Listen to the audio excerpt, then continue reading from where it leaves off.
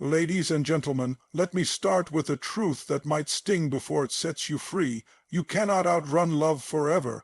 You can numb it, bury it, dismiss it, but eventually it finds you, and when it does, it doesn't knock.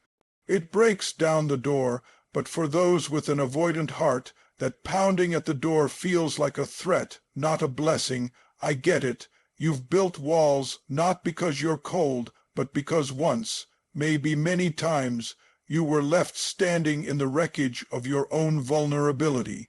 You told yourself, I'll never let anyone get that close again. But here's the problem. That wall you built to keep pain out also keeps love out, and without love, real deep soul-igniting love, you're not living, you're surviving. Today, we're not here to survive.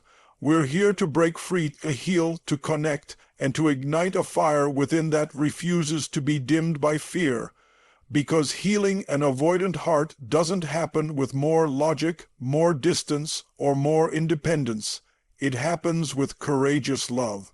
Let me give you 4 powerful truths, 4 keys to healing the avoidant heart with the unstoppable force of love. Your pattern of avoidance didn't come from nowhere. It was created to protect you.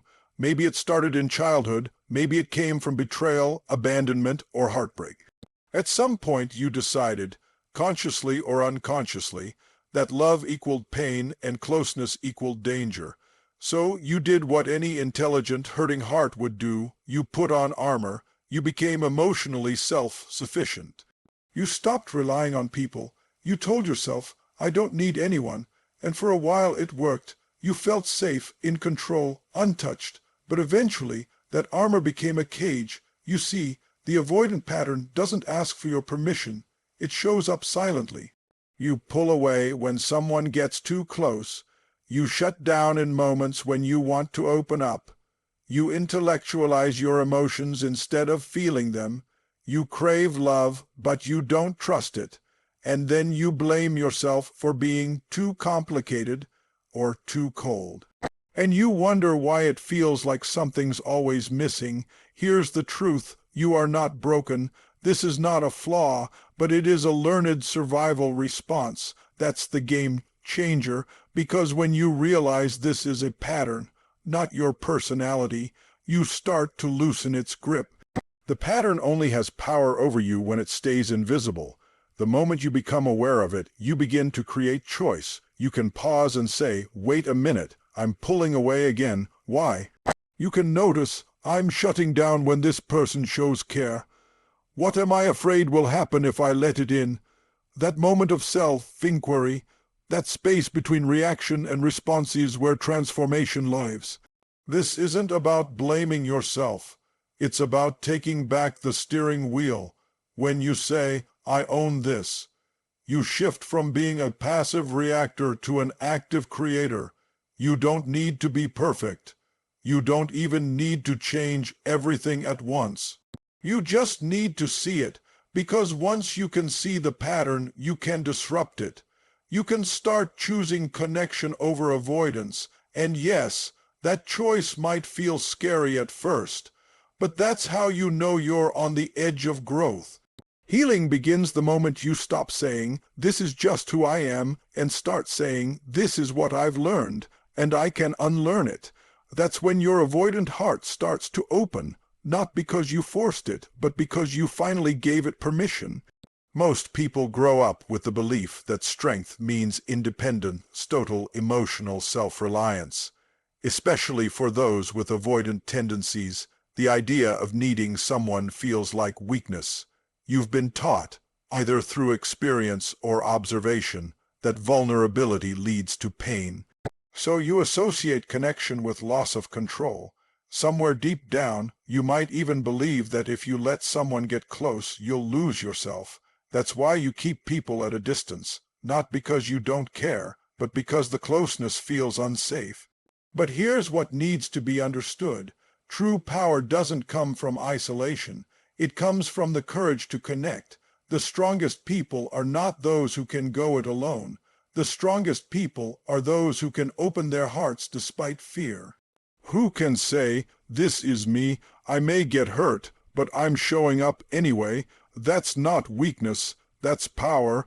That's emotional mastery, and for someone with an avoidant heart, this is the ultimate act of strength.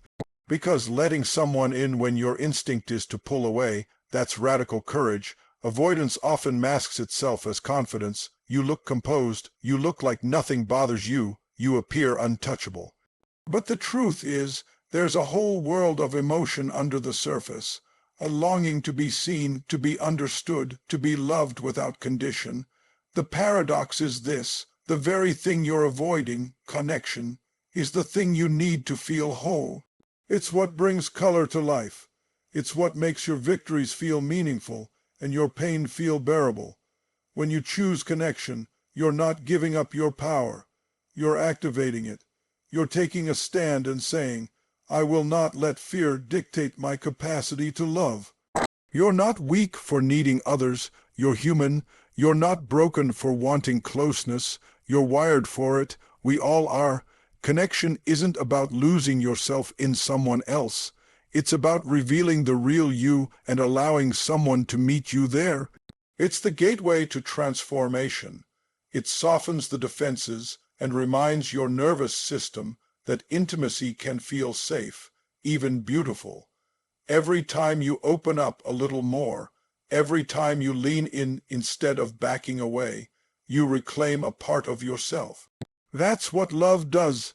It doesn't just connect people, it reconnects you with the person you were before the fear.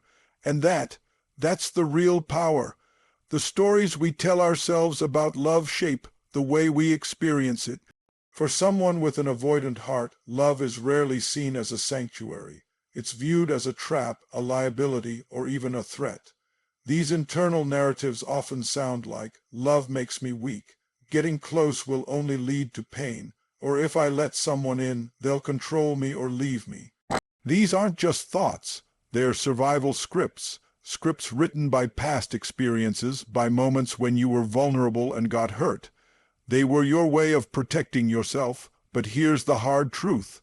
Those stories may have kept you safe, but they're also keeping you small.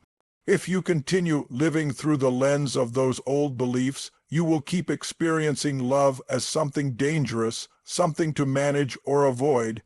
Even when someone kind and safe shows up, you'll scan for danger. You'll wait for the catch.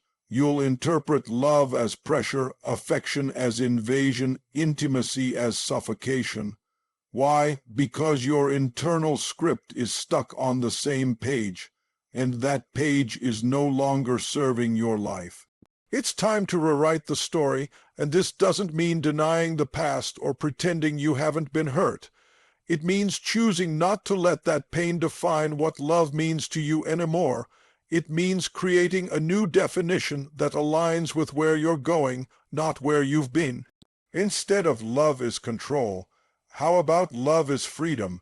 Instead of love will break me, try love strengthens me. This shift might feel unnatural at first. Your nervous system will resist it. But change begins when you stop feeding the old story and start speaking the new one.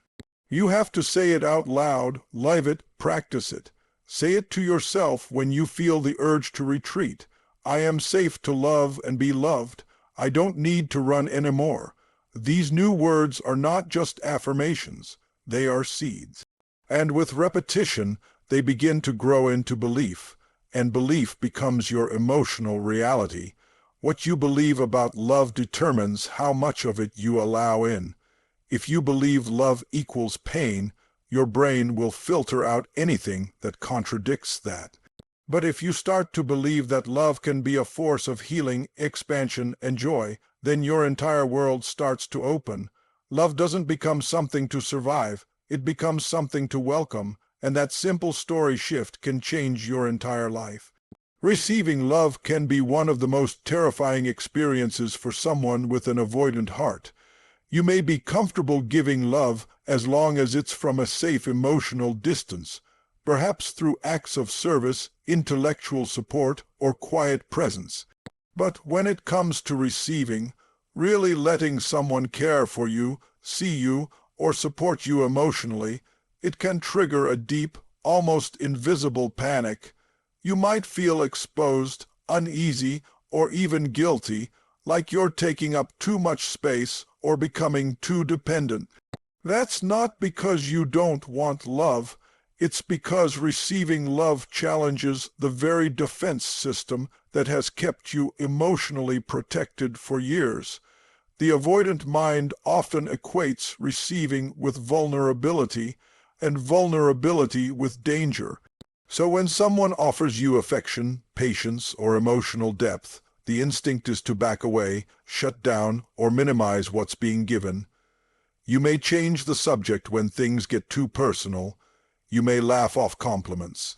You may intellectualize emotions instead of feeling them. All of this is done to maintain distance, because distance feels safe, but healing only begins when you start leaning into the discomfort of being seen and supported. The key is to start small. You don't have to swing the doors of your heart wide open overnight.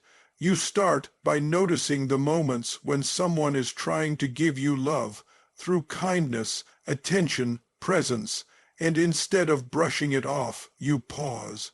You breathe, you let yourself feel it, even if just for a few seconds.